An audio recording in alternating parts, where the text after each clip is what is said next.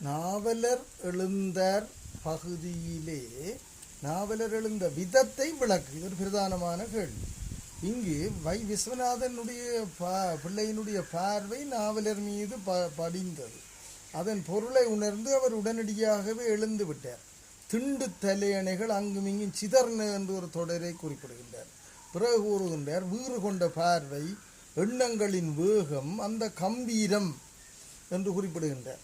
இன்னும் ஒரு கம்பராமாயண பாடலில் அங்கு ராமனுடைய நடைக்கு ஒப்பிடுகின்றார். மாக மடங்களும் மால்விடையும் பொன்னாக முன்னான நடந்தார். கம்பீரமாக நடக்கின்றார். எப்படி ஒரு பிடரி மயிரையுடைய ஆண் சிங்கம் மாக மடங்கள். அடுத்தது காளை, காளையும் பொன்னாகம் மகாமேருமலையும் நாகம், நாகம் என்று சொல்லப்படுவது யானையின் தோற்று போகும்படியான ஒரு கம்பீர நடைய நடக்கின்றார். விலகு பிள்ளை என்று சொல்வதற்கு முன்னமே அவர் விலகி வழிவிடுகின்றார். பொழிந்தனை